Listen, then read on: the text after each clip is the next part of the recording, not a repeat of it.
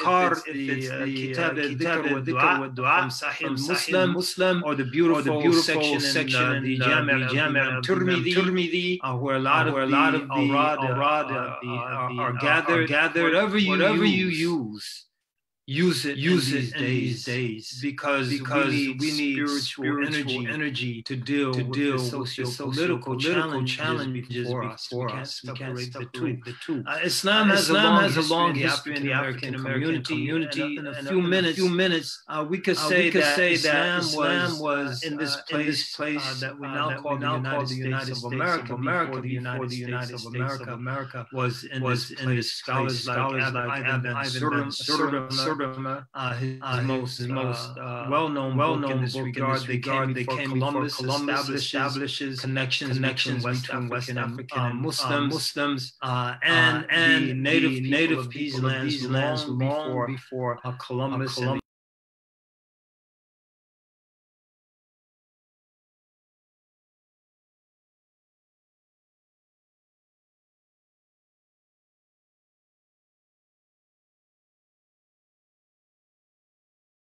was on the island then known as Hispaniola, which is now the current home of the Dominican Republic and Haiti, the wealthiest colony in the Caribbean.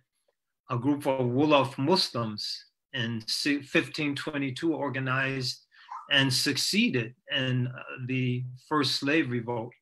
And several slave revolts later, the Spanish outlawed the importation of Muslims, and then they allowed it, so it was off and on.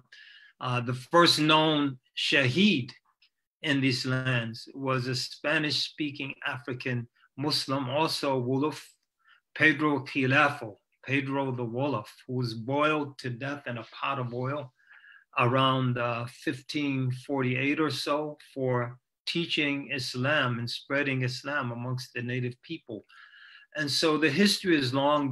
After Spanish colonization, British colonization in what is now the United States, we have a long list of illustrious Muslims. Perhaps the most famous is Ayyub bin Sulaiman, Job bin Solomon, the fortunate slave. In his biography, The Fortunate Slave is the oldest extant work of African-American literature. And so the oldest extant work of African-American literature chronicles the life of a Muslim slave who famously was able to be liberated, went to England and had audiences with the scholars at Oxford and Cambridge, had an audience with the Queen of England, and was sent back to Africa as a free man and as an agent of the Royal African Company.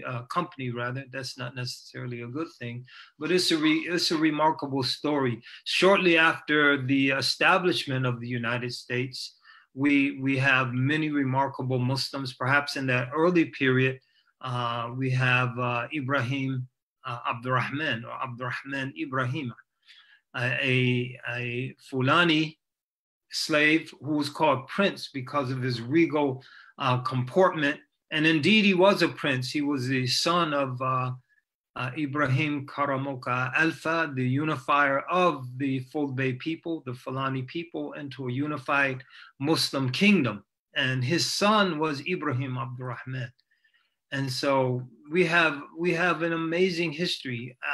During the period leading up to the Civil War, we have many illustrious Muslims whose names are known to us. Perhaps in this regard, the most prolific writer amongst them, the one who's written the greatest, left the greatest written legacy, Umar bin Said. So right up into the period leading up into the Civil War, Umar bin Said was very active in North Carolina, Fayetteville, North Carolina, Ibrahim Abdurrahman in Natchez, Mississippi, Ayyub bin Sulaiman in the Maryland Eastern Shore. And so all over the colonial world and then the newly established United States, you have Muslims. This leading up into the Civil War and the abolition of slavery, you had Muslims such as Umar bin Said and many, many others whose names we can mention. After the abolition of slavery, the liberation of the slaves, the Civil War, the Muslim presence from formerly enslaved people began to die out. But then you had the emergence of several, some people refer them as prototypical Islamic movements because they would lead towards the reestablishment of an, if you will, an Orthodox Muslim presence. So you had in 1913, Noble Drew Ali establishes the Moorish Science Temple in Newark, New Jersey. There wasn't a lot of Islam in it, but the reference to the Moor, the reference to the book as the Quran, it wasn't the Quran, it was a mixture of the Bible to Tibetan Book of the Dead and a little bit of Quran all brewed together. But the nomenclature, the orientation was towards the Muslim world, and a lot of the terminology was rooted in the Muslim experience, and Moorish, specifically the Northwest African Muslim experience and the Andalusian Muslim experience. Another brilliant book by Ivan van Sertima really examines that period, that book being The Golden Age of the Moor. So the Moorish Science Temple is established. Duse Muhammad, who was a mentor of Marcus Garvey, goes to Detroit, Michigan in the late teens, early 1920s, and establishes the Universal Islamic Society and other organizations, and is instrumental along with other figures such as Sheikh Khalil Bezzi and others in bringing the Muslims together in a unified force. Duse Muhammad being a Sudanese Egyptian lineage. He goes to England to study theater. He works with Garvey. He mentors Marcus Garvey, who comes to England from Jamaica. When Garvey comes to New York and establishes the UNIA, Universal Negro, is, I'm having a senior moment, but it will come to me. UNIA, Garvey establishes in New York. His newspaper features frequent columns from Louise Little, Malcolm X's mother. So Malcolm X wasn't raised in a household that would orient him towards the path that he took. There were several unfortunate circumstances that were responsible for that, but he was raised in a Garveyist household. Duse Muhammad continued his collaboration with Garvey, and he's writing a column that's very Muslim-centric in Garvey's newspaper.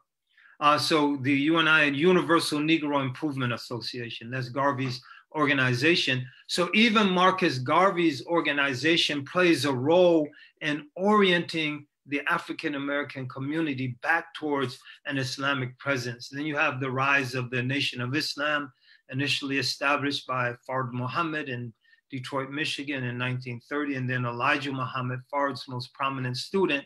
And many scholars feel that Elijah Muhammad was initially a follower of Marcus Garvey, but he begins to build the nation.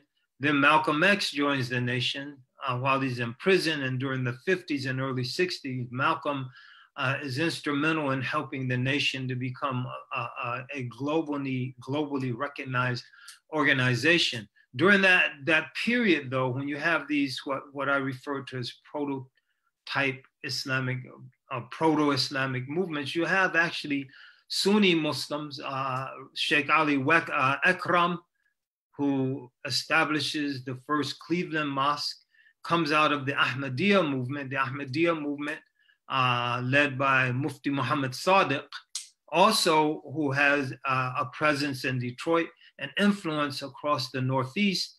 A lot of African Americans joined that movement when the successor of Mufti Muhammad Sadiq isn't nearly as learned as Muhammad Sadiq, Mufti Muhammad Sadiq was. A lot of the followers drift away and began to establish Orthodox Sunni communities, and Sheikh Wali Ekram is one of those. And so you have in the 60s, also in the 40s, 50s, you have Sheikh Dawood Faisal, who immigrates to the United States from the Caribbean, settles in New York City. Another Caribbean immigrant, Mother Khadija, his wife, they began a very active Islamic movement in the New York City area. From that movement, you have the evolution of the Darul Islam movement, another very powerful Sunni Muslim movement. You have many different Izzuddin village established in southern New Jersey, a Muslim village. You have Muslim villages in upstate New York. You have a lot of Islamic presence, and this sort of transgenerational presence of Islam from the slavery period and then into the early 20th century, developing in the mid 20th century and continuing today. This is something unique in the Western world. You don't have this transgenerational indigenous, and using the word indigenous loosely, not just referring to the native people, but also to those people who had a significant population here at the time the United States was established. So indigenous in that sense, and not in a deeper geographical sense of belonging to the place long before outsiders coming, but indigenous in terms of the three significant communities at the time the United States was established: the African-American community, the European colonizers, and the native people. And so indigenous in that sense. So that's a brief overview of the presence. And today you have what you see. You have many thriving inner city communities. A lot of them, primarily on the East Coast, are associated with the Salafi movement. A lot of them are associated with various Sufi movements, very prominent Tijani, especially Tijani movements whose roots are in West Africa, primarily in Senegal, and other Sufi tariqas. And then you have more mainstream Muslims affiliated with scholars, graduates of Al-Azhar, such as the community of Imam Hamza Abdul Malik in Memphis, Tennessee, who's connected with a group of young scholars such as Imam Suleiman Hamid in Atlanta, Georgia, Imam Jihad Safir in Los Angeles, Imam Fatim Saifullah in Las Vegas, Imam Amin Muhammad in Atlantic City, New Jersey. And so many of these young African-American imams are establishing a very vibrant network. So you have a wide array of movements and activities developing in the African-American community. And this is a continuation of what's been happening since slavery. I don't know if you're going to ask a question to transition us, or you just want me to transition to the next topic.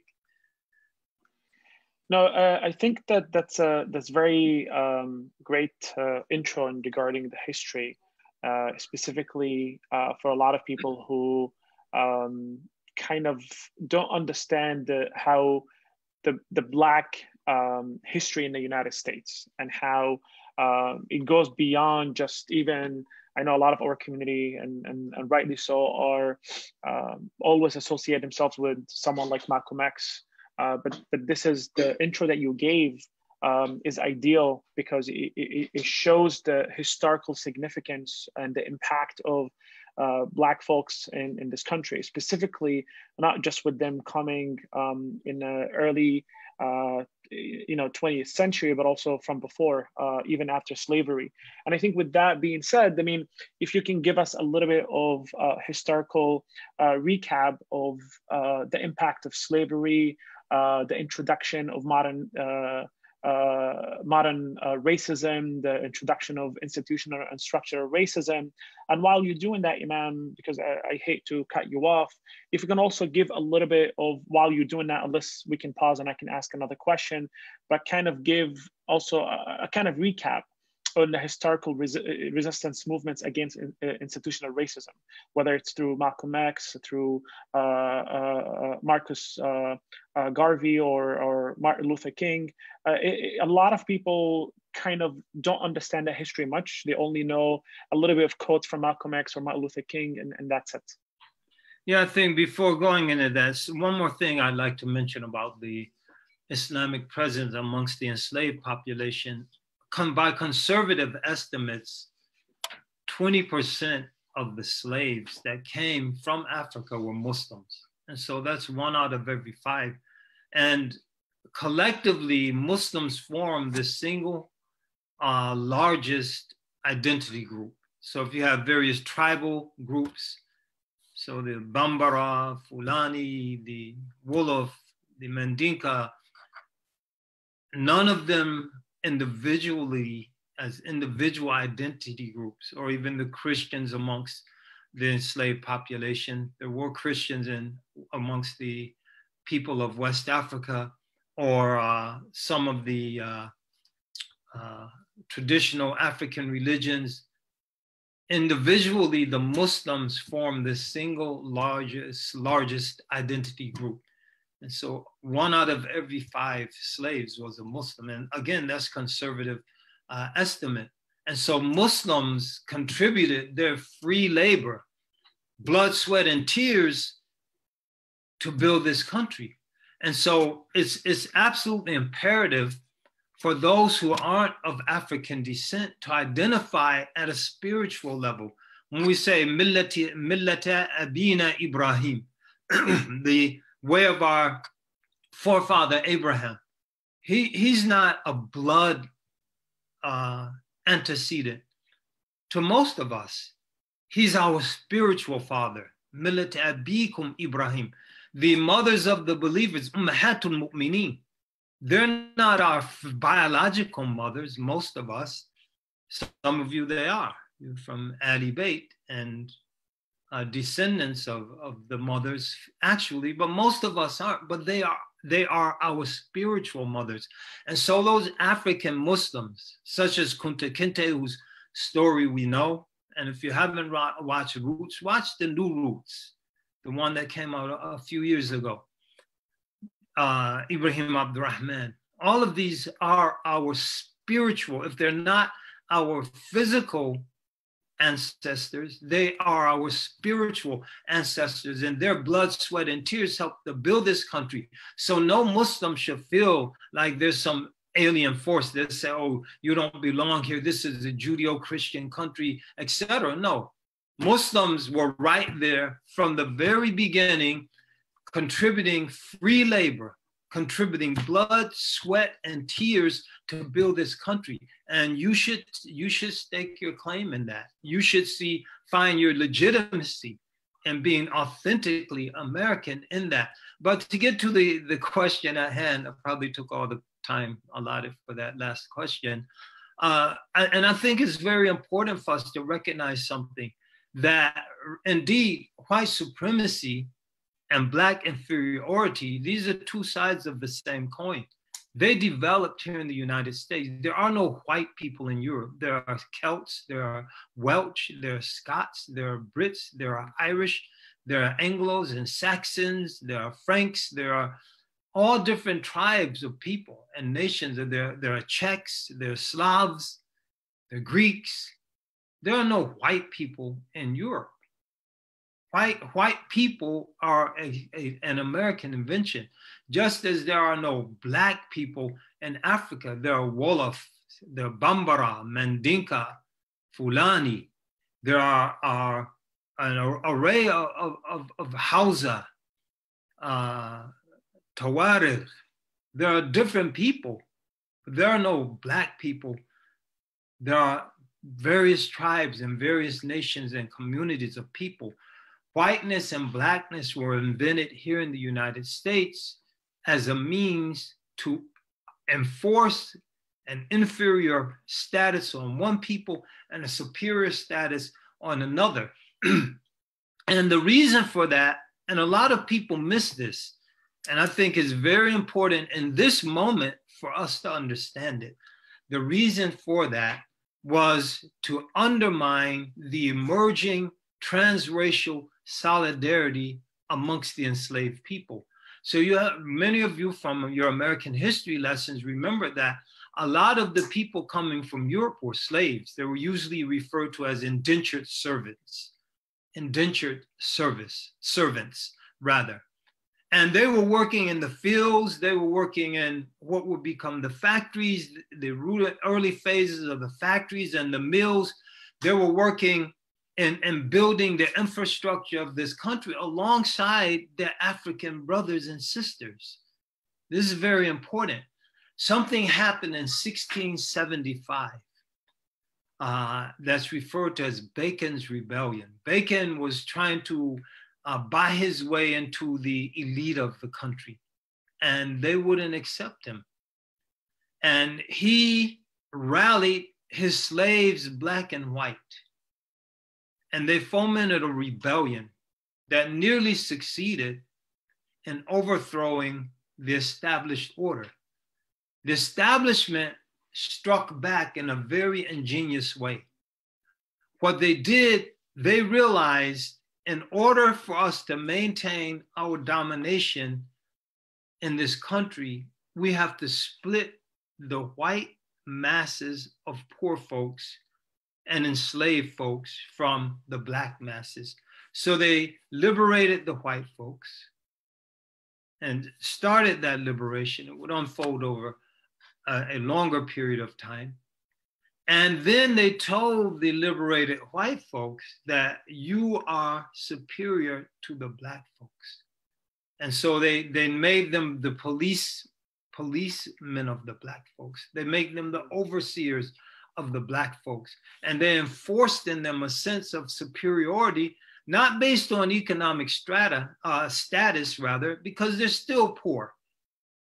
They're still poor, but based on color. They're black, you're white. White is better than black. And that was the beginning of white supremacy, establishing a differentiation based on color to enforce the rule of the dominant elites. So there were, and every time in American history, there's an effort at transracial solidarity, it's undermined by those elites. And so as a result, you had black resistance and white resistance generally, and there are moments when it came together, owing to just tremendously talented individuals. So it came to, for example, during the early part of the career of Frederick Douglass, the towering intellectual and activist who was such a critical voice in the anti-slavery movement. When Frederick Douglass joined forces with William Lloyd Garrison during the mid into the early mid to latter 1840s, the very beginning of the 1850s, there was this coming together, black and white resistance.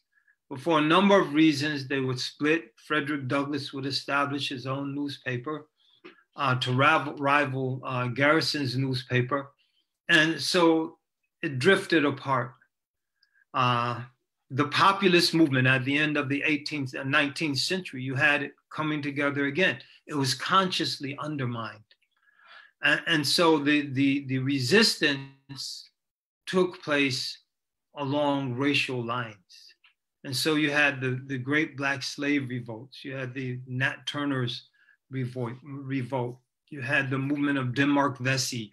You had the work of Harriet Tubman. And again, Harriet Tubman, this is an example where this resistance came together. Harriet Tubman's work with the Underground Railroad was a work that united Black folks and white folks in opposition, in resistance. And as a result, it was very, very effective. Harriet Tubman was very effective, but she wasn't effective in a vacuum. She was effective in partnership with many dedicated white folks who were working together with her in the context of the Underground Railroad. And so, yeah, many towering figures. You have the Harriet Tubmans, you have the Frederick Douglasses, you have moving into the 20th century, the great W.E.B. Du Bois.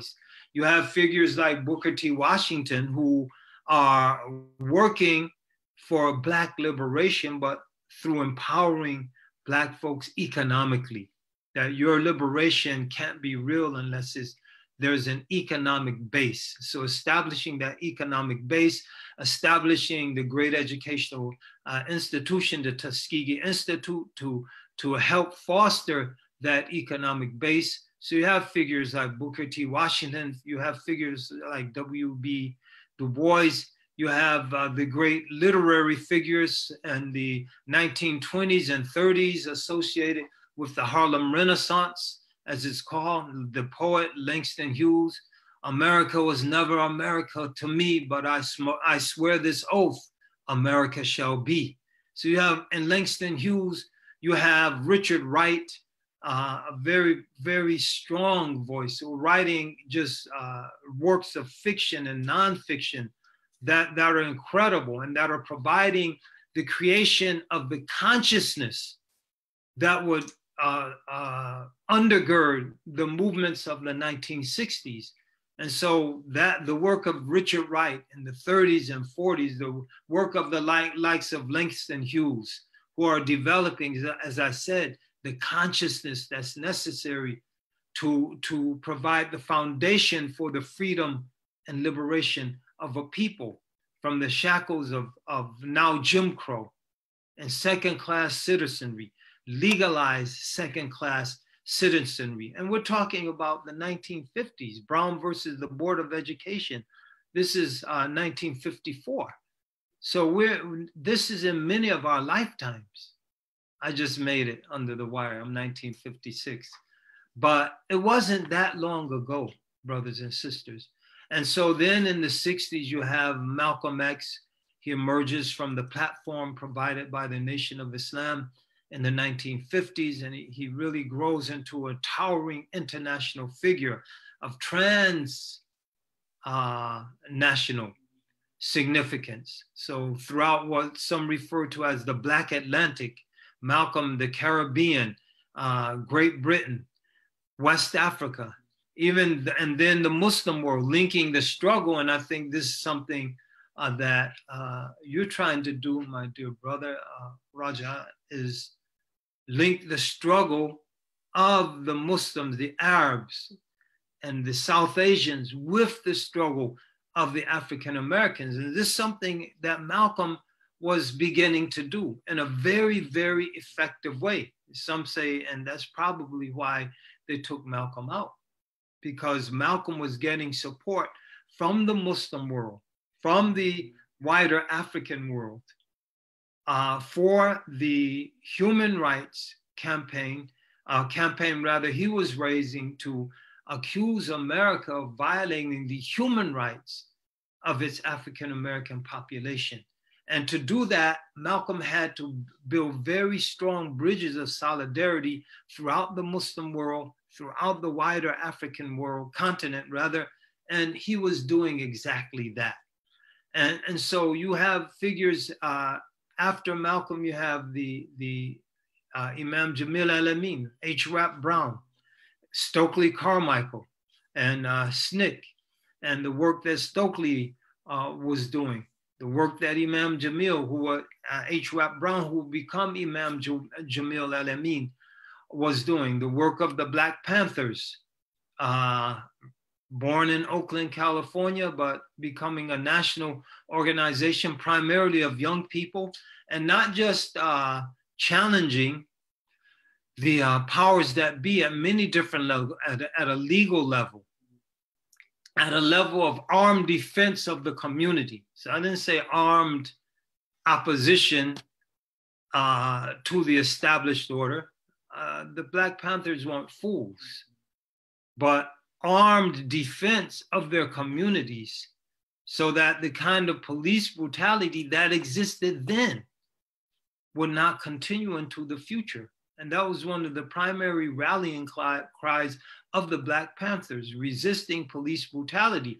And one of the roots of that brutality is that many of the Western cities, particularly Los Angeles, were recruiting police officers from the Deep South, particularly from East Texas and Louisiana, because they were experts, as these cities, such as San Francisco, which has generally been ethically cleansed of African Americans today, Oakland and Los Angeles, parts of neighborhoods in Sacramento, were witnessing the growth of very large African American populations These policemen were recruited from the South to keep the Black folks in their place because they in the South knew how to do that.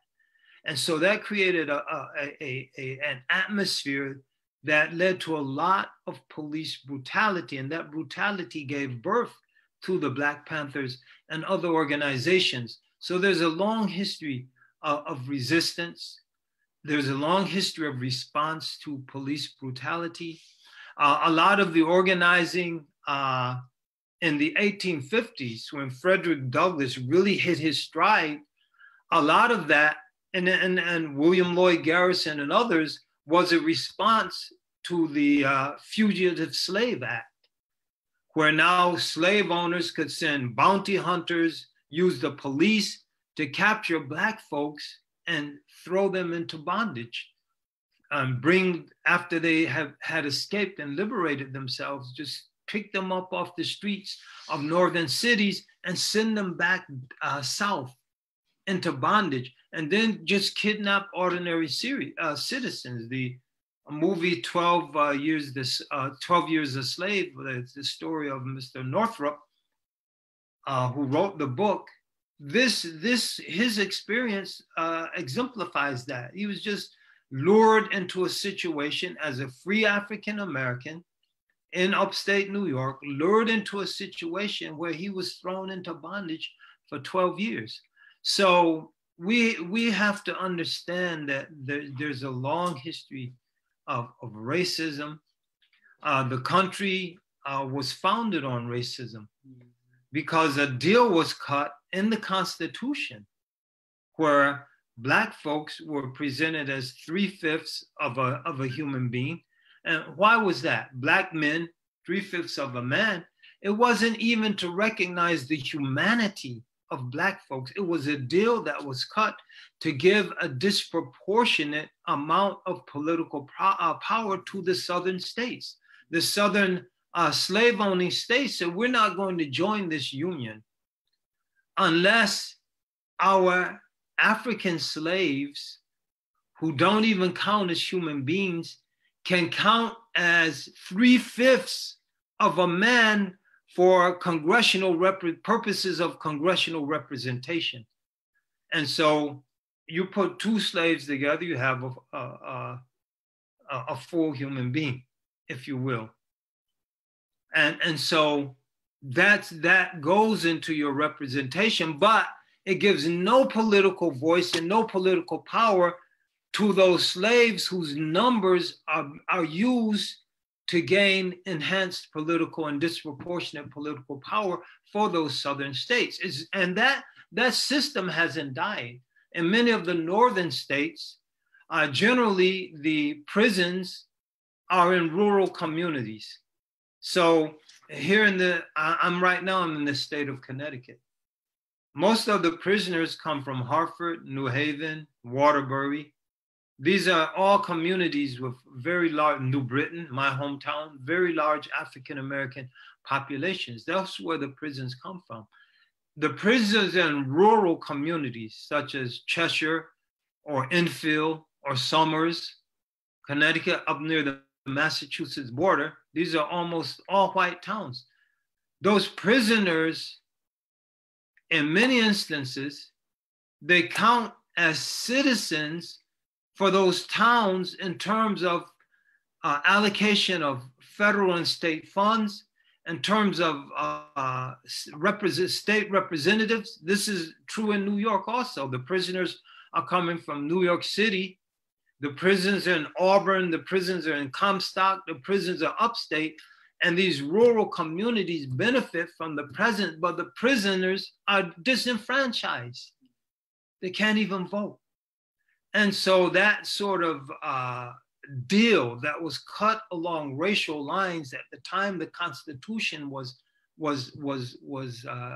drafted, in certain forms, it still endures to this very day. And things are changing. We acknowledge change. The state of Florida, the felony laws that disenfranchised people convicted of felonies for life was changed recently. And a challenge was just successful in turning back an effort to disenfranchise those newly enfranchised former felons. And that was defeated. So it's a struggle, it's ongoing, it's long. There are victories. We should be hopeful. Muslims are hopeful people. We are called mutafa'ilun. وَلَسْنَا مُتَشَائِمِينَ. We're not people who are pessimistic. We're not people who take bad omens and everything. We're optimistic and we take good omens. But we have to work hard. I mean, subhanAllah, I mean, I've read so much about the Black history, but it was never summarized to me in the most significant way that you just did. The way you summarized the resistance movements for the past few hundred years is really insightful. So thank you so much for that. And I hope people actually benefit from this, because I think it's very hard to get it recapped and summarized in such an insightful and sure way possible. So now I'll accept from you. Before, I mean, you continue, and I'm sorry to cut you off, but no, I think it's very good for you to ask some contextualizing question. I'll just go off and. I mean, I'm sure most people, based on comments, are really enjoying this insightful history.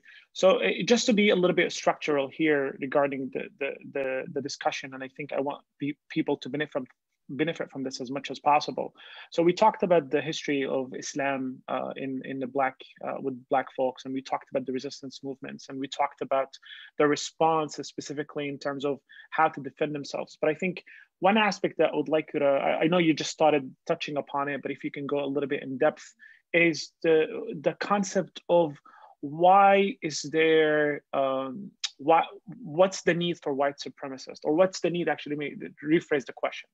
What's the need for the oppression and demonization, demoralization, the relegation of Black folks to the status of subhumans in this country and even in Europe back in the day? As we know, in the 19th century, when Europe was, continuing to colonize the world, specifically Africa, and the concept of, structural racism, biological racism, social Darwinism, how, the white Europeans, as you mentioned earlier on, and that's the concept of Eurocentricity, and the concept that the world revolves around Europe and everybody else is just being used to support Europe.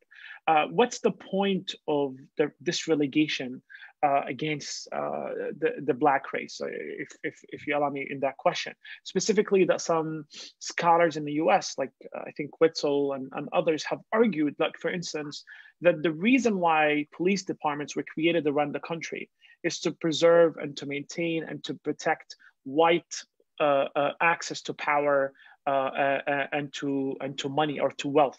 And we've seen that. I mean, white people now, in average, everybody can inherit from their uncles, from the grandfathers. They can make millions by the time they become 40s and 50s, now even 30s. Their inheritance is hundreds of thousands of dollars, versus when we talk about Black people and the Black community, it's nothing.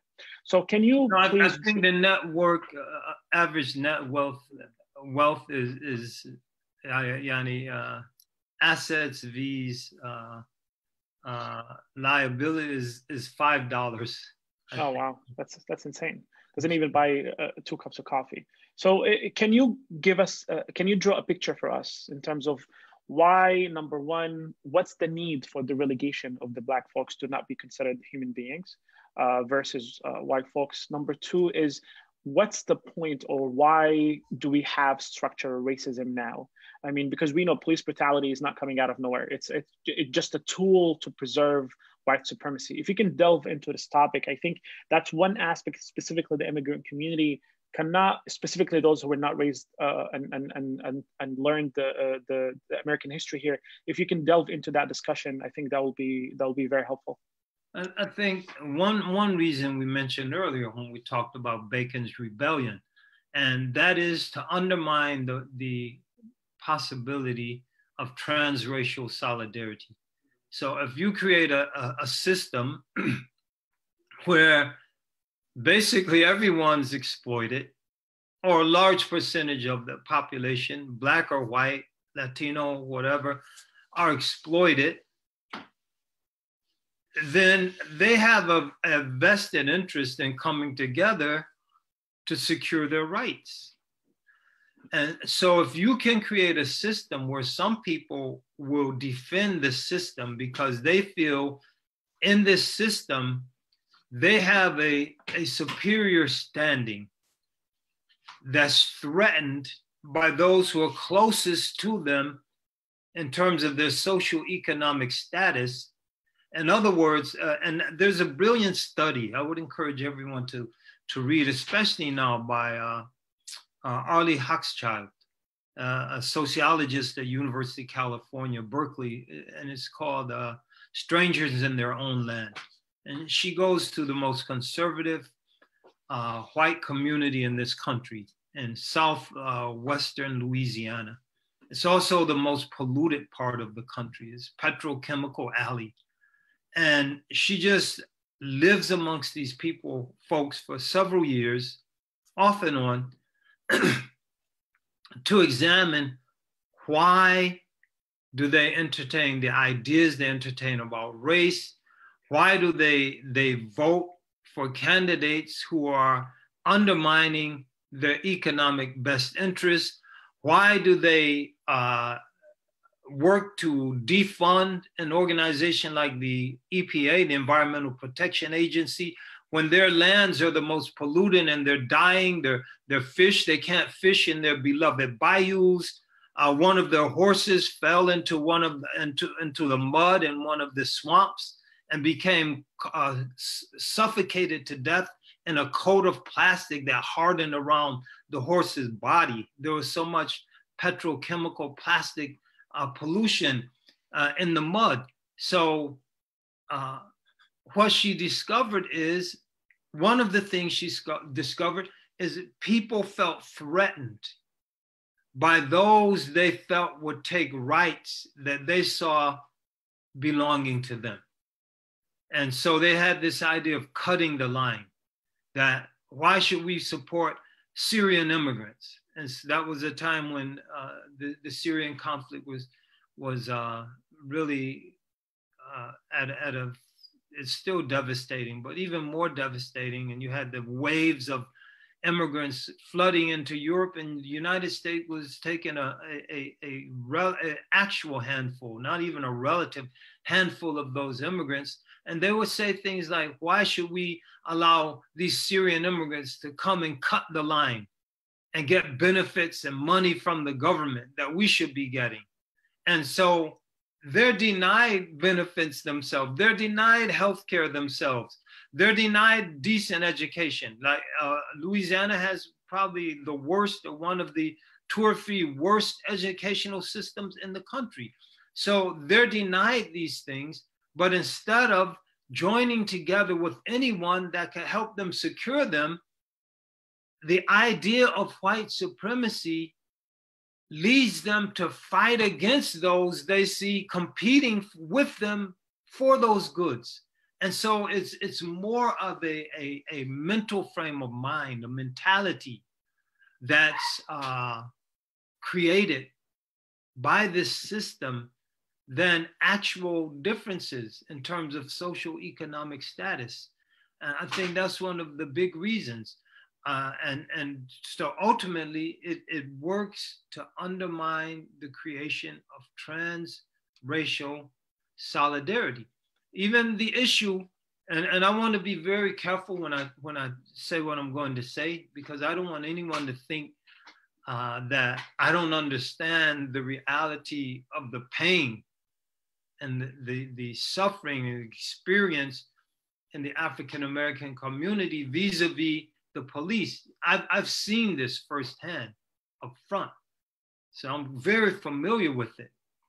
And if you're an African-American, you're 4 to 5 times more likely to die the way that George Floyd died, unarmed at the hands of a police officer.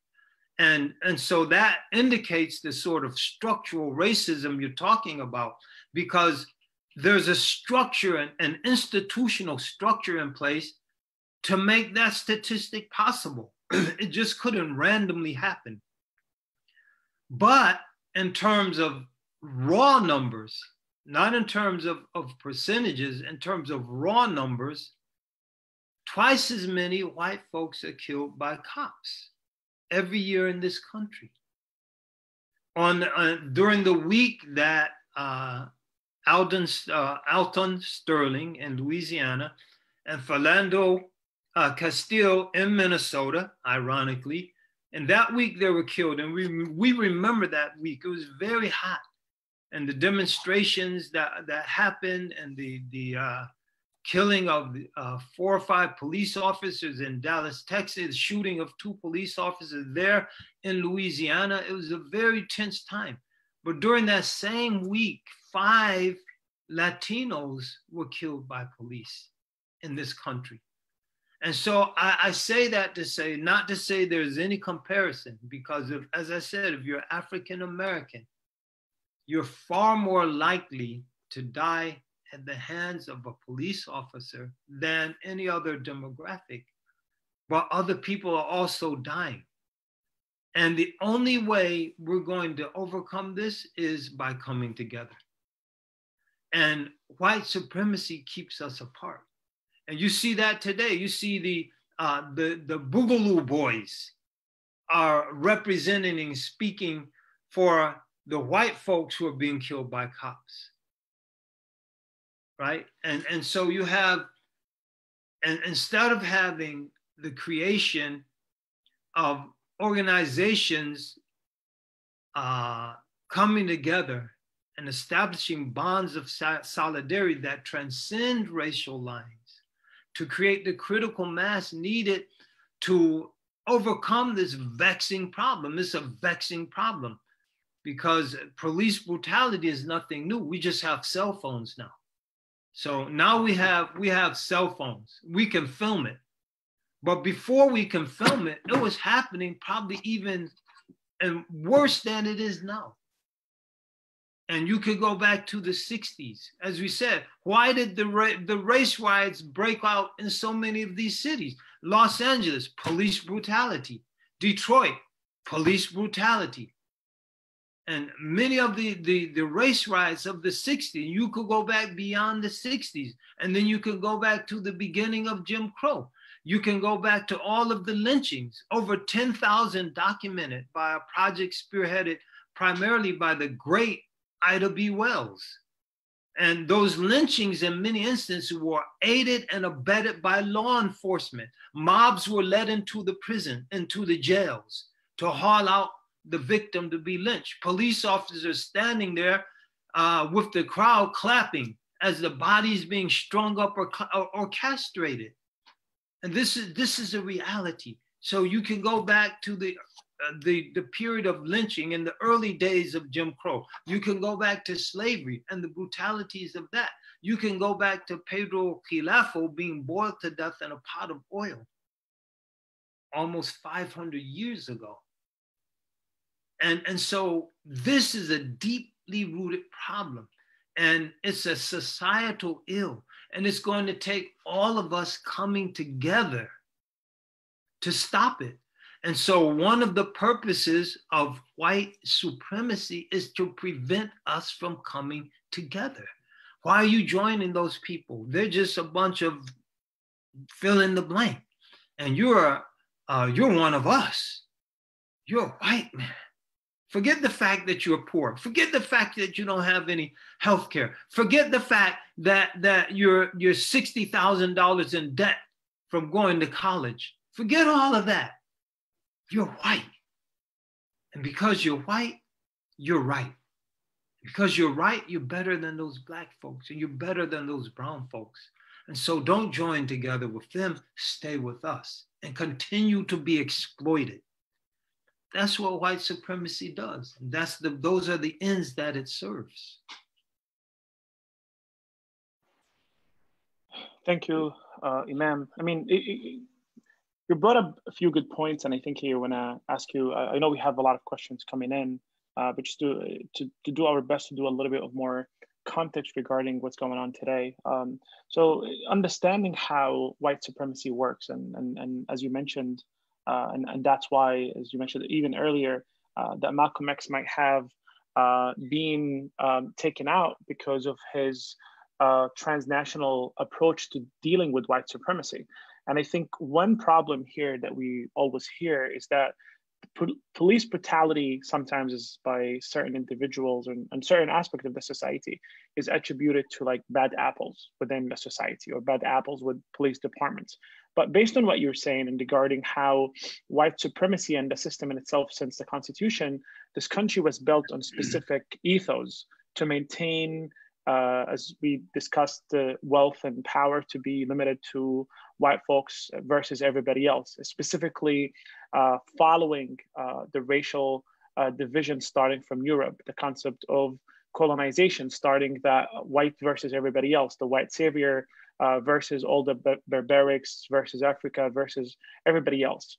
Now, with that being said, can we attribute, and specifically to the young folks, how can we explain police brutality today? Why is the black man, specifically black men everywhere, unarmed or whether armed, that's irrelevant right now.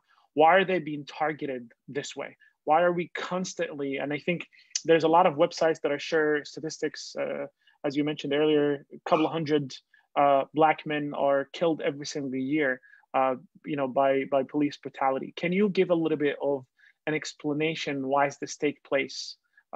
Even until today. And as you mentioned, brilliantly, and I always argue this, is that there are cameras nowadays, and we still see this oppression and this police brutality. Just imagine what used to happen 50 and 60 and 70 years ago. So if you can just respond to that and explain the dynamics of, or the kind of understanding of the police brutality currently. I think number one, there's a legal structure that permits it.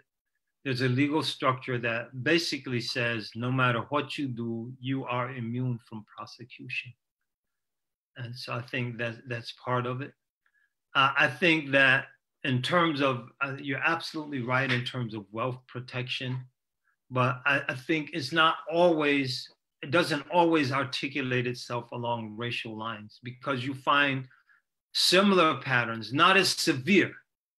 So don't get me wrong, not as severe, but, and so for example, all white poor cities, or in cities where they're native, and in places like Montana or the Dakotas, particularly North and South Dakota, or Nevada, or areas in California, where there are high percentages of poor Latinos, you find the same reality. And so that points to a structure. And that structure includes, number one, the legal protection that police enjoy, immunity from prosecution. And if anyone thinks that racism is not a factor, just look at Minnesota. When a black Somali cop kills a white lady, he's immediately thrown into jail. And he becomes the first policeman to go to jail for killing someone. But all over the years, the black folks that are killed by white cops, no one goes to jail. And as I said, that's part of a legal structure. It's part of a structure of a fraternity that provides unqualified support. A lot of times that fraternity is represented by the Police Benevolence Association. It's represented by a structure that encourages impunity. It's encouraged by, in recent years, the militarizing of our police forces. And so police are being trained by institutions that are adopting not the tactics of policing poor fellow citizens, but the tactics of policing occupied populations. And so owing to that combination, that's the structure, the legal structure, the fraternal structure, the militarizing of the police, the cultivating an air of impunity. So collectively, these things lead to the kind of outcomes that disproportionately affect African Americans, but generally affect everybody who might be in primarily, even in rural communities. And so that structure has to be undone. Those structures have to be undone. The militarizing of our police forces has to cease. That's a struggle in and of itself. The legal structure that's put in place, not just locally, at the municipal level, at the state level, but also at the federal level. It's impossible to bring a class action discrimination suit against a police officer or a police department because of several Supreme Court decisions. And this is something Michelle Alexander talks about in her book, The New Jim Crow. So that legal structure has to be confronted. The militarization of our police departments have to be confronted. The fraternal organizations that almost guarantee immunity for prosecution for policemen in most cases. It didn't benefit the Somali cop there in Minneapolis because he's an outsider. So he doesn't benefit from that privilege. And then the culture of impunity, that has to be confronted. And so collectively, those things, and we could name a few others, but I would say immediately, those are the components of that structure that have to be confronted and struggled against if we're going to see this, these atrocities, particularly against the African American community, but increasingly generally against anyone in this country.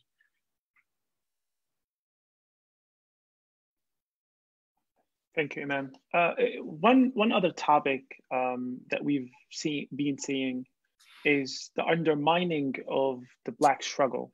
And later on, by the end, hopefully we'll talk about your, how you imagine the Black struggle movement coming up, and what or the title of this, which is the Black Liberation Movement, specifically following the footsteps of Malcolm X. But we'll talk about that in a little bit. But if you can explain a little bit to our viewers how the highlighting of some of these lootings that are happening around the country, how it undermines the Black struggle. Because unfortunately, a lot of people don't understand what the Black community is going through. They don't understand, or as Malcolm X used to say, the cycle of it's escaping me right now, but basically how the Black folks are stuck in a cycle. They go through the same bad cycle of education, of economy, of every single thing that is happening in their life is stuck in the same framing that it's very hard to get out of that frame. So if you can explain how, two things. Number one, how the constant highlighting of these lootings or these certain things that take place are actually undermining the Black struggle, because that's not really the problem right now. The problem is the Black men that are being shot in the streets. And number two, if you can also talk about, and this is a sensitive topic, but I really appreciate your openness and willingness to take this on, is the relationship between business owners, specifically Muslim business owners coming from immigrant background, relationship between them and the Black folks in the inner cities, because we've been hearing a lot of discussions on social media regarding this topic. So I think will be useful if you can tackle these two issues to better contextualize what's happening in the inner cities, to contextualize the idea of resistance, to contextualize how people are responding to oppression for the past of years. Yeah, I think we are in a very, very dangerous moment because we see the rise, and this really accelerated during the Obama administration. Many white supremacist, white nationalist groups saw the rise of a Black president as an indication that they were losing their country, if you will. And so they had to rally and increase their numbers and increase their power in order to take back their country. That should sound familiar. In any case, so you have a rise, and now it culminated in Charlottesville. And this is another moment that the white nationalist, white supremacist movements are using to project their rising power. And so a lot of these groups are instrumental in the looting, the burning, the rioting. This is one of the reasons in many cities you go to the march, you find hardly any African Americans, because a lot of Black folks are saying, like, if we going down there, I'm going to get cracked in the head and then get blamed for burning down my own city. When it's outsiders, be they outsiders from the left or the right. And I'm not saying there's an equivalent between them. I'm talking about who's smashing the windows, who's burning down the properties. And particularly in the past, in Oakland, California, and I was there, you had a lot of left-wing groups. You had the Bloc, for example, doing a lot of property damage. But now you have a lot of right-wing groups that are taking advantage of this opportunity. Number one, to kill Black folks. Like 7 people were shot in Louisville a few nights ago. Around the country, many people have been shot. And who's doing that shooting? It's not the people in those neighborhoods shooting themselves. The property that's being destroyed and burned, and this is documented by police departments who are capturing a lot of these people coming in from suburban communities. A lot of them are affiliated with right-wing racist groups that are doing this in order to create a higher stress level, some of them under the delusion that they can start a race war. So this is a very dangerous moment. And the bulk of that, the looting, the bulk of the property damage, the bulk of the fires, that's who's setting these fires. So they're provocateurs and they're agents, and they're people that have a very well-defined political agenda. And also part of that is to undermine the popular support for the Black struggle, for the African-American struggle. Say, look, these people, they deserve what they get. They're a bunch of savages. They burned down their own city. And so a lot of people incline towards that line of thought, whom under more favorable circumstances could be very sympathetic to what's going on. So I think we have to be very, very insightful and keen and really understanding what's happening out there, that these organizations and groups are using this moment to advance their agenda and to discredit. On NPR today, so we're not talking about some left-wing program like Democracy Now! Or something. NPR today was talking to a Black Lives Matter activist about a Caucasian individual who was caught scribbling BLM on the walls of a restaurant. And so why? See, Black Lives Matter, they're just a bunch of thugs and hooligans. Why should anyone support them? So we have to be very astute and really understanding what's going on and how efforts to undermine potential support are very, very real. And they go to a very high level, because if anyone doubts that there's a degree of high level coordination between these anti-lockdown rallies that took place in several states, most prominently in Michigan, and then many of those same elements who are pushing the anti-lockdown measures and protests are now showing up at these rallies. So if anyone doubts that there's a high degree of coordination between high levels of government and media and those protesters in the state houses and state capitals and now on the streets of our country, you're deceived. I'm sorry. And so we have to be very, very careful, and we have to be very discerning. Very good. Thank you, Imam. Moving on to the imagining the future and how you see this movement progressing. Because I think until today, and I don't know if you agree with me, we're not seeing a newer generation of leaders in the Black community at large, not just specifically the Muslim Black community. But right now, I think a lot of, I'm in touch with a few friends here and there, and we're still waiting for kind of a movement to come along and to continue to push the society to have some radical changes. Because as you brilliantly explained, the systematic oppression, systematic racism that we are seeing in this country is not something that can be changed by education.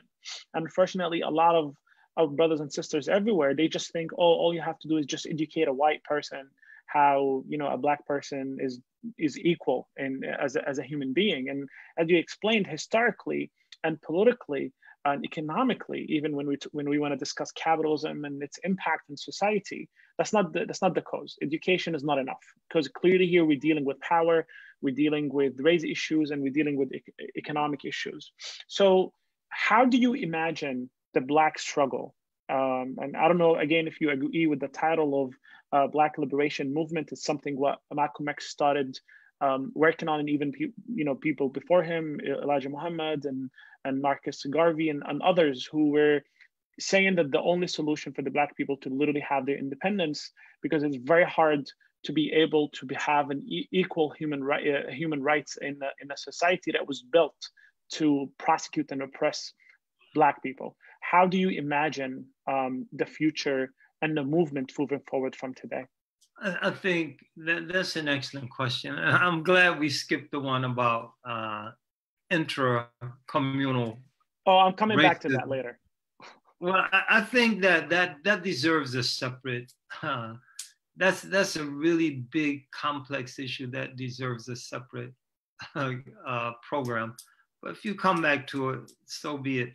I think that what happened at the end of Dr. King's life, Dr. Martin Luther King Jr., and the end of Malcolm X's life, and Hajj Malik Shahbaz, is what needs to happen. So essentially, these two streams of the African-American struggle came together. And I think that that's represented by the speech that Malcolm X gave in, I believe it was Mississippi, shortly before his death, and Coretta Scott King was in the audience at the time, and she spoke very favorably of Malcolm and what he was doing. And so you saw a coming together, that the internationalism that Malcolm started before Dr. King, that manifested itself in Dr. King, and most prominently in his opposition to the war in Vietnam. And the domestic organizing that Dr. King was so proficient at, that manifested itself in Malcolm X and the creation of his Organization of African American Unity, modeled after the Organization of African Unity, but given a domestic manifestation. And so that leads me to answer that question in the following way. The future will lie in the merger of Malcolm X and Dr. King. The most prominent thing that we as Muslims can take from Malcolm X is to be human beings whose lives are transformed by Islam. And then we will transcend this whole history of racism that has plagued this country, and we'll be in a position to begin to pull our brothers and sisters up out of that quagmire. Malcolm famously said along those lines, and there are many things we can discuss in terms of Malcolm, but I just want to emphasize this. Islam has solved my personal problem. Islam has solved my personal problem. In other words, I found peace of mind. I found the purpose of life. I found the deeper philosophical explanations for the realities I see unfolding in the world. But until the problem of my people are solved, I'll still be Malcolm X. So Islam, Malcolm said, Islam has solved my personal problem. So our future lies in our personal problems being solved. We cannot be people who are so desperate, so traumatized, so filled with anger and pain that we can't think clearly. Because with this, we're dealing with very powerful and deep historical and societal forces. And to overcome them, we're going to have very, very clear heads. And that's the greatest thing. We could take a lot more from Malcolm, but I think that's the greatest thing as Muslims we can take. And then from Dr. King, I think the future, we're going to have to inherit the struggle of Dr. King against the evil triplets, which he identified as poverty, racism, and militarism. And he saw them all connected. And so that has to be our struggle. We have to inherit that struggle against racism, poverty, and militarism, but doing it from a personal, spiritual, psychic, psychological, better word, spiritual, psychological, and moral foundation that is defined by Islam. And that gives us the personal serenity, the personal stability, the personal mooring in reality to take on that work. So that's why I think the future, and I think a lot of exciting things are happening. We're dealing with so many new features of society that are coming at us so fast that we have to process the changes before we can really see an effective movement. So just the processing, social media, that hasn't been processed. And so a lot of people are distraught because they think that the real struggle is online and not on the front lines. And that's because the reality of social media hasn't been processed. I was talking with a young lady from Minneapolis yesterday or the day before, and she was just saying how difficult it is for her to stay spiritually grounded. And she's a student of Quran, and to stay close to my Quran when I spend my whole day on the cell phone. I'm texting, I'm watching video clips, I'm following the news. And so we have to process that one aspect of change in our lives that has occurred over the context of the last 10 years or 10, 12 years. So we have to process that.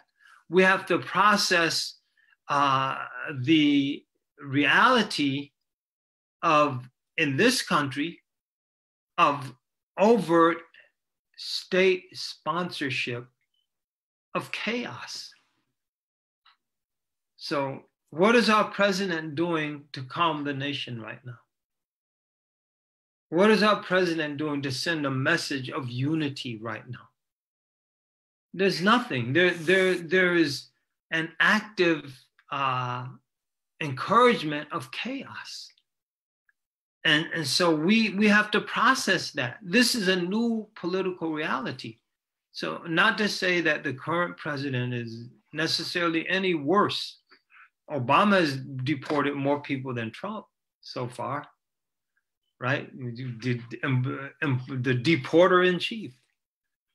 So, not to say that the current president is fundamentally worse, but to say that the chaos around the COVID-19, the consistency of Prime Minister Ardern in New Zealand and the results of that, the consistency of Angela Merkel in Germany, the consistency of that we see in a Justin Trudeau. Not to say everything they've done in the face of the consistency of the leaders of Taiwan. Again, not to say everything they've done is perfect, but they've had a consistent message rooted in science as they understand it.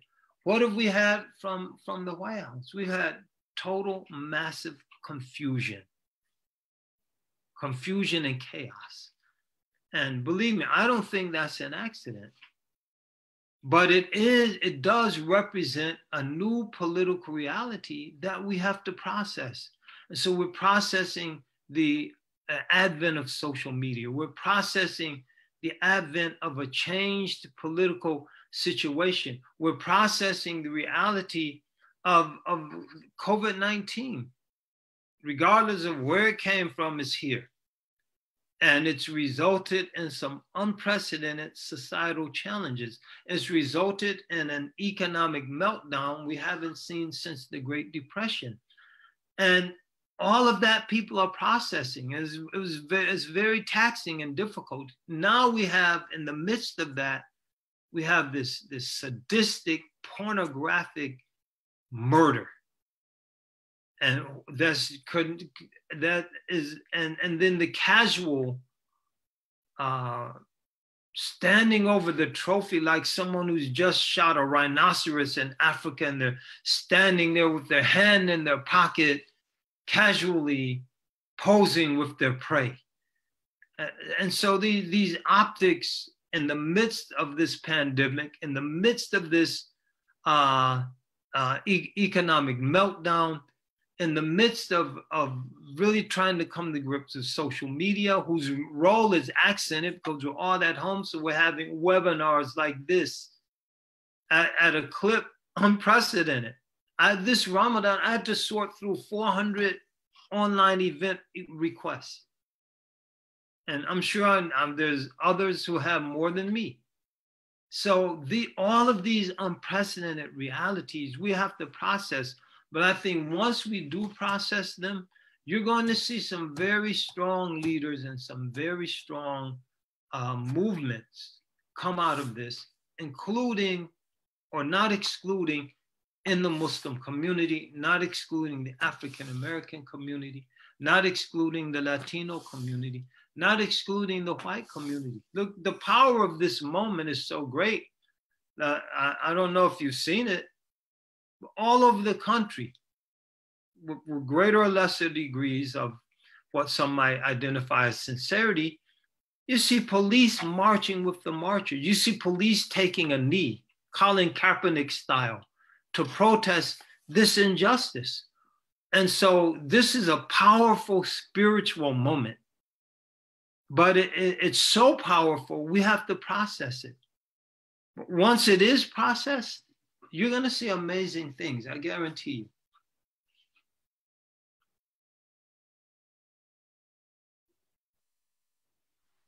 you. That's a very good way of looking at this. And specifically, I think, as you started earlier on, the transformation from Malcolm X, how the reasons why he went to jail and how Islam transformed him in jail, and how later on when he found Sunni Islam and he left Nation of Islam, and how did that impact him on a personal level, spiritual level, psychological level.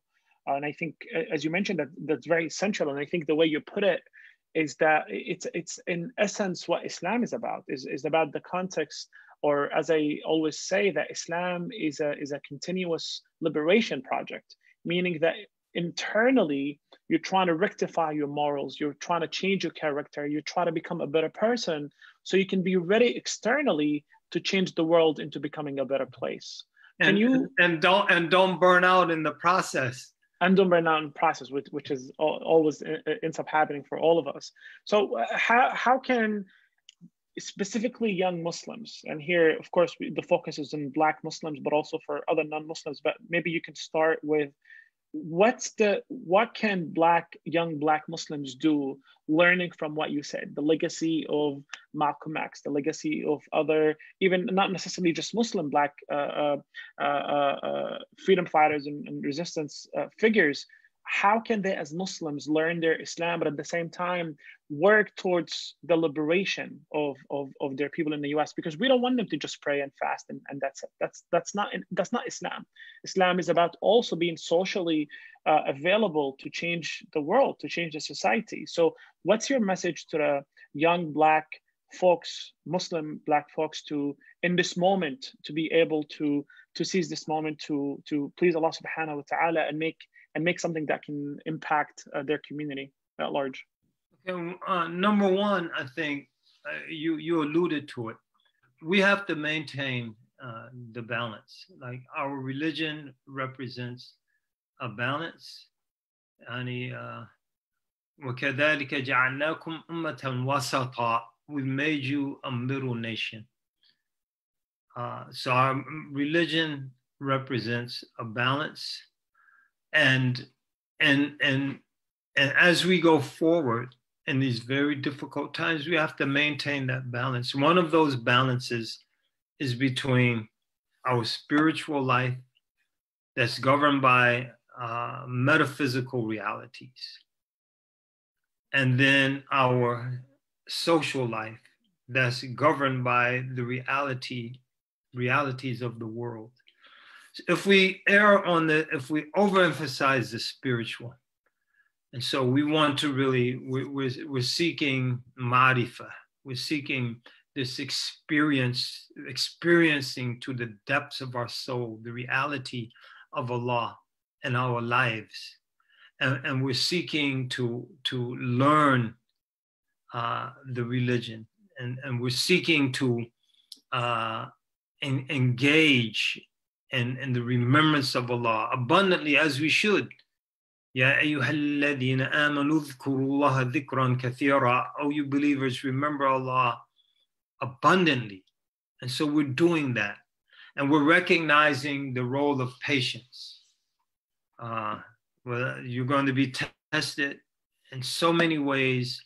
Give glad tidings to those who are patient. وَبَشِّرِ الصَّابِرِينَ. And so we're exemplifying patience in the face of just unimaginable atrocities. But if that's all we do, then we are not maintaining the balance. There's going to be an imbalance in that direction.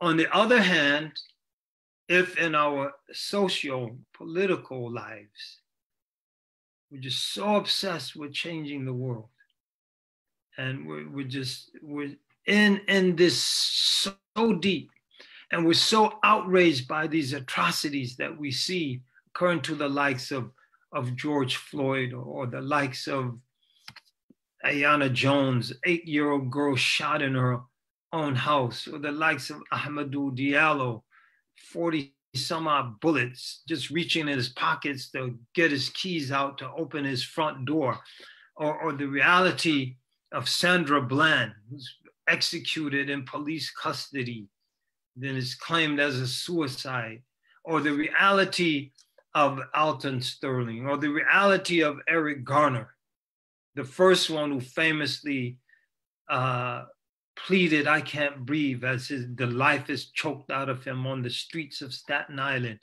and with the reality of Trayvon Martin just going to the store to buy some Skittles at halftime during the Super Bowl in his family's neighborhood, or the reality of all of these various cases that we could spend the balance of the program just listing without even elaborating.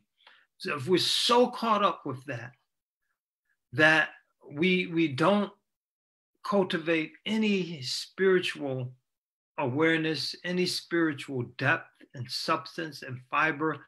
We don't cultivate an understanding that struggle is the nature of this world, that struggle is the nature of this world, that the people facing difficult challenges in this world isn't a sign of divine displeasure or hatred. It's a sign of divine love. So we marginalize all that, then we're going to create an imbalance over there. So I think, as you said, we cultivate the spiritual life so that our personal well-being, as Malcolm said, Islam has solved my personal problem. That personally we are strong. Personally, we are at peace with ourselves and we're at peace with the world.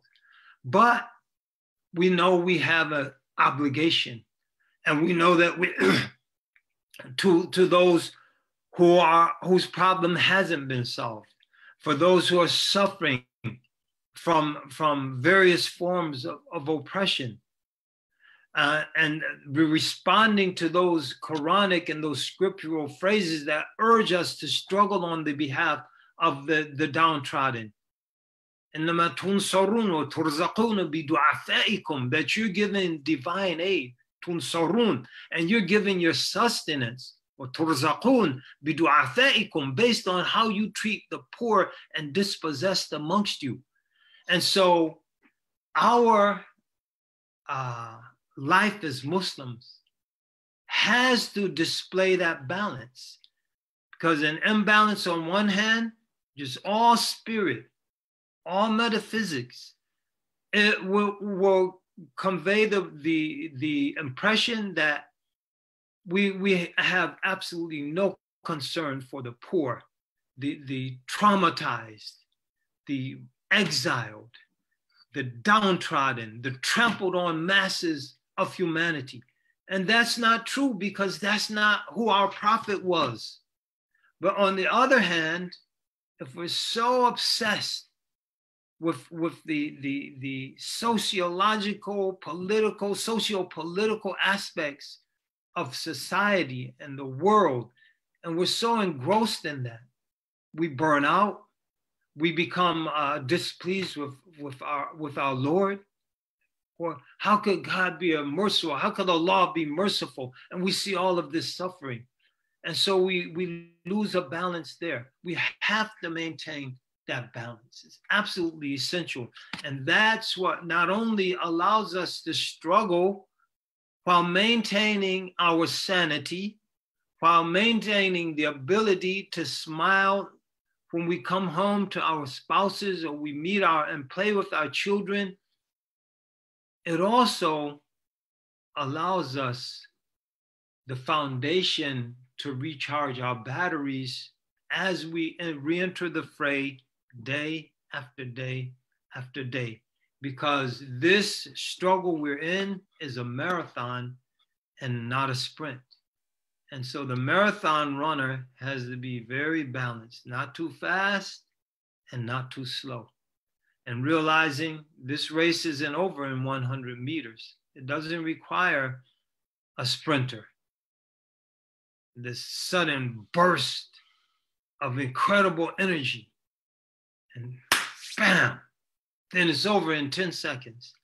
No, this is a marathon. And so get a comfortable pace and get to work. Very inspiring. Barakallah feek. I asked a question earlier, and I know you're very, very diplomatic in avoiding it. So I'll ask it in a different way. You can ask it in the same way. Yeah, no, I'll ask in a different way.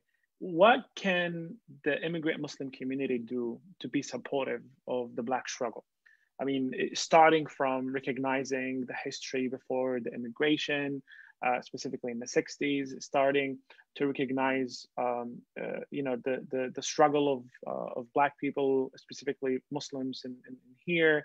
How can they be more supportive? How can be truly allies? Because you mentioned earlier on Imam, and alhamdulillah, I think for us, at least in Majlis Ash-Shura, Islamic Leadership Council of New York, and our organizations that we worked with, we try to be not just transnational, but we try to be allies and supportive of all the causes, all the just causes, because we believe in Muslims that we have to be just towards every single human being and towards every single just cause. How can the immigrant community, straight up, Imam, be supportive, be helpful, and how can they better understand the pain of our Black brothers and sisters? First of all, I think find successful models. So the relationships between primarily suburban immigrant-based communities and inner city community isn't universally bad. So I could tell you about the experience that I've had working with the Lighthouse Mosque in Oakland, California. The fundraisers to buy the masjid in the first place were overwhelmingly supported by the suburban Muslim communities. For several years, we had a zakat distribution program where we just let our brothers and sisters, and this was a couple of very visionary sisters, I won't say their names, were instrumental in helping us to set up a program to distribute zakat amongst the poor Muslims in Oakland, as opposed to sending that money overseas, because zakat is more rightfully spent in the land where that wealth has been generated. And so in a few years, we were able to distribute upwards to $500,000 in zakat in the inner city communities, primarily through the auspices of the Lighthouse Mosque. In the Northern Virginia, Washington, D.C. area, I know the Adams Center under the leadership of Imam Muhammad Majid has a very successful program of similar import, working together with the community of Imam Talib Sharif in the inner city masjid, I think on 4th Street Northwest in Washington, D.C., near Dunbar High School, my old neighborhood when I was a student at American University in Washington, to work on various projects similar to the one I mentioned that's happening in Oakland. So I think those are some things that can do, the direct, at least a significant portion of your zakat towards the support of Muslims who might not be as financially well off as some of the suburban communities, empowering local imams and other community leaders to be spokespeople, and representatives of their community. Because when other immigrants see a platform giving to very talented individuals in our inner city communities, they look at those communities themselves through a different lens. Like, where did that imam come from? Where did that sister come from? And so they see, oh, they came from there, down there. Oh, mashallah, those people, they're real Muslims after all. Maybe they're worthy of our support. So I think it's very important to empower leaders and communities to support efforts. I mentioned at the onset a network of young African-American imams working in inner city communities. I mentioned Islah LA, Imam Jihad Safir in South Central Los Angeles, Imam Hamza Abdul Malik in Memphis, Tennessee, transformed one of the most devastated neighborhoods there. And so they built a masjid in a dilapidated building, reformed it, restructured a beautiful masjid. They have a madrasa where they're training inner city imams. Imams are training young people to be imams in inner city communities. They have a vegetable garden. They have an orchard. They've built a playground, all on vacant lots. They have beehives. They have what they call hood honey from the hood. And they've done this in a few years, and they've done it with support from the community there in Memphis. And with more money, they could do even more. They have a food pantry. So every week they're feeding a couple hundred people. Collectively, I mentioned these masjids, LA, Islah LA, Masjid Sabur in Las Vegas under leadership of Imam Fatim, the Masjid Muhammad in Atlantic City under the leadership of Sheikh Amin Muhammad, Masjid and the Atlanta Mosque under leadership of Imam Rasulillah. His name's escaping me, I'm embarrassed. Imam Sulaiman. And there are a few others, Imam Hamza Perez, one of our Puerto Rican imams. Collectively, they feed 2,000 people a week. If they had support, they could feed 10,000 people. They have the infrastructure and there's the need. The need is there. They have to turn people away. Imam Qasim Khan in Houston, Texas, they have food trucks that go into the neighborhood to feed people. They have a health clinic. But Imam Qasim has to spend half of his time fundraising to keep the operation going. So look at Masjid Tawheed in Houston and write them a check. Like, share the wealth and empower. You don't have to go in with your own program. All of these masajid, they have programs. They have functional programs. So they're not asking for someone to come and give seed money. The seed money's already been given. They're asking to support them so they can take things to another level. And I think wherever you are, wherever you find yourself as a so-called immigrant or second generation or first generation Muslim, look for these local efforts and initiatives and then help provide financial and human resources to help them move to another level.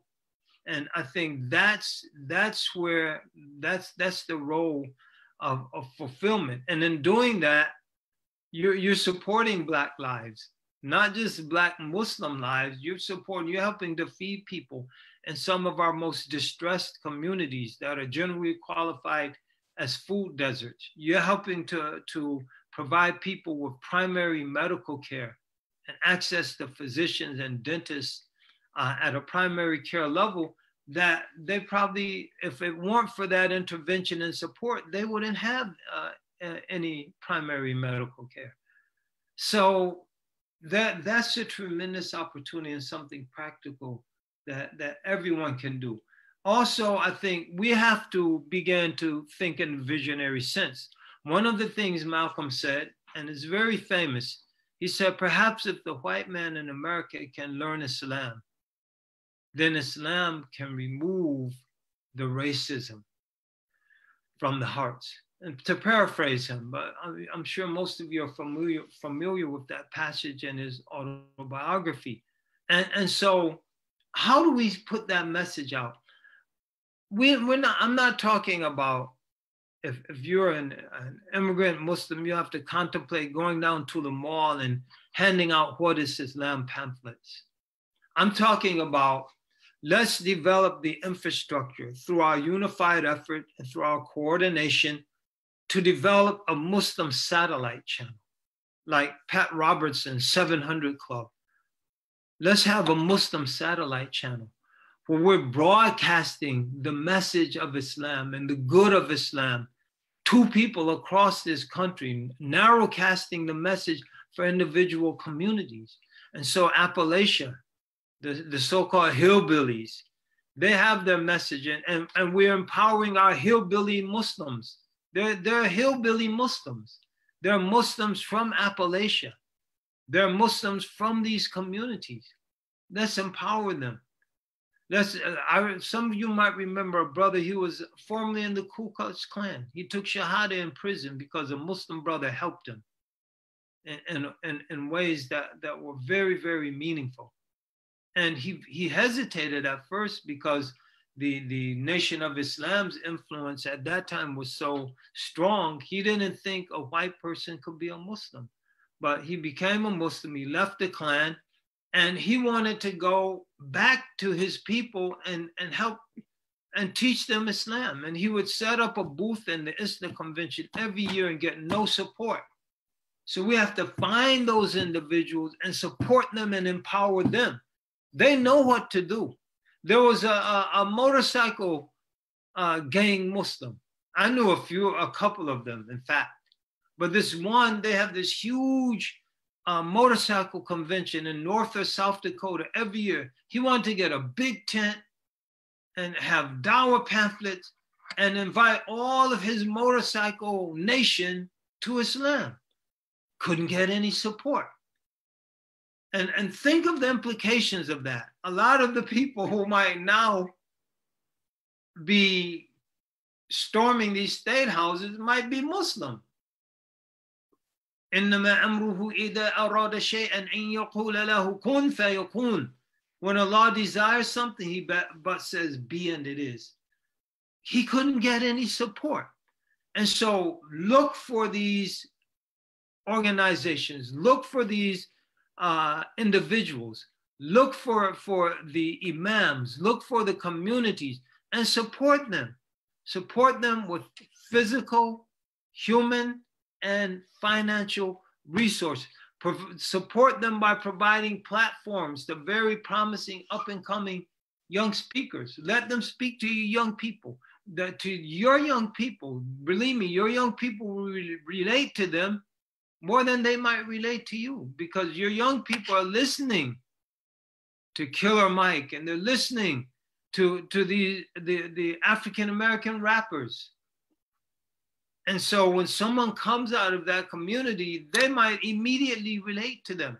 And so give these young imams, give the young scholars, give the up and coming individuals. Look at the impact that our dear sister Aisha Prime has had on the wider community, including there in New York. Now she's at NYU. Where did she come from? She came from the African-American community, but she was given a platform at Darul Hijra. And so the talent, the dynamism that she has was given a platform by an immigrant, predominantly immigrant community. And so now she's a household name who's influencing the young people, especially our young sisters, in phenomenal ways. So give platforms to people, provide resources to projects. Those are all practical things that can easily be done and that others have done. So you don't even have to reinvent the wheel. You just make a few phone calls, inshallah. Jazakallah khair, Imam. What I really appreciate what you said is that you did not even mention anything about rhetoric. You did not mention that you want people to speak and to defend. It's so significant what you said, and I think that shows kind of the visionary view that you have, which is the capacity building of the Black Muslim community. How words are not enough. And unfortunately, as you mentioned and you elaborated in this earlier, it's not about just being online and say Black Lives Matter and being supportive. And that's, of course, that's very important. But I think what you touched upon is very important, which is unfortunately it's forgotten, which is the actually investing and spending in the Muslim Black institutions that will be able to help equip that community and make it thrive and make it being able to be a leading force in the Black community and the society at large. I know we've up to 2 hours now, so I'm just going to ask one last question, and then inshallah I'll give you time to rest. I know you had a very busy weekend. Jazakallah khair again for being with us, and I appreciate you taking the time and speaking and looking at the views and looking at the comments. It's very obvious that, alhamdulillah, people are eager to hear from leaders like you to explain and give them context and give them hope for the future. The last question is just as you mentioned, just to be a little bit positive, even though what we're seeing, the oppression that our brothers and sisters are going through is not something positive, but how do you imagine this movement of Black liberation or Black empowerment or justice for the Black folks? How do you imagine this movement thriving and solving this issue? Because clearly we talked about it and you touched upon it beautifully, historically, politically, religiously, spiritually. It's not just a legal issue. It's a huge issue that is rooted in the society. How do you imagine the future? How do you imagine the movement bringing about justice, equality, and freedom to the Black community? I think that if we can all come together at this moment and remain focused on the problem, and there are a lot of forces that urge us to not be focused. I think you alluded to one of those earlier with the protests and the burning and the violence. People, you see, and forget, no, this isn't about burning buildings. And the buildings aren't burning because someone just woke up one day and said, let's burn a building. Let's say someone genuinely angry and not some provocateur. All this is happening because a grown Black man, George Floyd, was senselessly and sadistically murdered before the eyes of the world with brazen, casual impunity. That's why everything else is happening. And so we have to keep our eyes on the prize and not be distracted and deterred by these peripheral issues that are significant, no doubt, but they're still peripheral. The core issue is the murder of an innocent, unarmed Black man for allegedly purchasing food with a counterfeit bill. And then I very quickly, because I definitely need to get some rest, but I need to say this because it's something that we talked about before the program, and I think I would be remiss not to mention it. A lot of store owners, because this incident started, the fake bill was presented in a Palestinian Muslim store there in Minneapolis. And a lot of those stores, they sell alcohol. A lot of those stores sell pornography. A lot of those stores sell marijuana wrapping paper. A lot of these stores sell pickled pig feet. A lot of these stores contribute to the reality of food deserts where there's no fresh produce, there are no fresh fruits. And that's true. A lot of these stores don't hire local young people to provide jobs. But this store was not one of those. And if there are any rumors out there, I've spoken repeatedly to people very close to the situation there. The owner was beloved and highly respected. The owner contributed very heavily to the local economy in positive ways. The owner, they did not sell alcohol in their store. The owner is paying for the funeral of George Floyd. This is the information I was given from someone very close to the situation. So it's not good to overly generalize, but there are Muslim store owners, corner store owners, and many African-American and other poor neighborhoods who are very exploitative. And that has to stop. And we have to step to them and encourage them to stop selling alcohol, encourage them to hire one or two young people from the local community, encourage them to play a very proactive and positive role in our communities so that it becomes more difficult for someone to drive a wedge between the African-American community in general, the African-American Muslim community specifically, and communities whose members have an immediate connection with a foreign land. So I think that's very important for us. to mention. So I think if we keep our eye on the prize, if we understand this is about the continued atrocities and brutalities, again, that we see very prominently featured in the media concerning African Americans.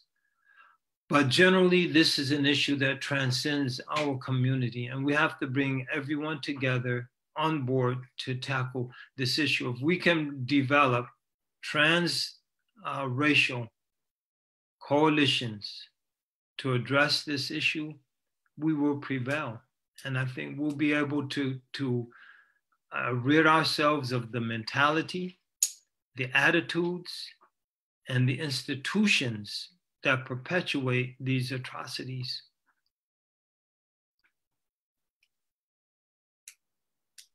Thank you so much, Imam. That was beautifully said, and may Allah accept from you. And I think it's for us as a Islamic Leadership Council of New York. We've been working with our major organizations like MANA, MAS, CARE, ICNA, MUNA, and you know, to try to get everybody on the same page, as you mentioned, to build coalitions, to help building or investing in institutions, the Black Muslim institutions, and most likely to work into intra campaigns for our communities to educate them on these issues, specifically reaching out to Muslim business owners in these inner cities and try to educate them and encourage them to do the things that you mentioned. And I highly appreciate that. And I hope that this is an opportunity or this moment can turn into a positive moment or a pivotal moment for our community to start working together and for specifically the people who are able to do some positive impact on the Black community, specifically these business owners, as we talked about, and other Muslim organizations that can afford to invest and help our brothers and sisters in the Black Muslim community and Black community at large. Again, I just want to take this opportunity again to thank you so much, and may Allah accept from you, and may Allah reward you and bless you and protect you. You've done an amazing job today, and I know as soon as I spoke to Imam Talib and you know, you spoke, you were ready to come, and I know you had a family situation over the weekend, so Jazakallah khair for taking the time and being with us. And you know, I hope that this serves as not just a lecture and a webinar to help our community and make them understand the context behind what's going on, but also serves as a visionary lecture for few people who can benefit from it, and that will make them change and help them change their mind to the better on a spiritual level, but also on an activism level, where they can actually, as you mentioned, as we discussed, be able to benefit from Islam personally, spiritually, but also take what they learn, take the transformation that Islam will bring to them, to bring it to society and bring it to community. So I thank you so much one more time, and I want to thank our viewers for being with us. Alhamdulillah, we've been consistent throughout, and for the people who sent all of these great questions. I think I'm done from my end. I just want to give you a last opportunity if you have any last words before we wrap up, but I think you've done an amazing job so far, Imam. Alhamdulillah, it's been a great honor. May Allah bless everyone, and may Allah help us to realize that no matter what our backgrounds are, we're all on the same team, and inshallah, it's the winning team. Bi-idhnillah ta'ala. So may Allah bless you and your efforts. May Allah bless all of the people involved in this particular webinar. May Allah bless everyone who's tuned in. And it's very important for us to just make sure you're on top of your prayers. Take time to pray. Take time to read your Quran. Take time to do a little dhikr. Because if you do all of that, even in not as much as you would want, I don't think any of us can do as much of that as we would like. But even a little bit, you'll realize that at the end of the day, you're too blessed to be stressed. Jazakallah khair. Ameen. Assalamu alaikum wa rahmatullahi wa barakatuh. Jazakumullah khair, Imam. Assalamu alaikum wa rahmatullah. Wa alaikum Thank you. Assalamu alaikum.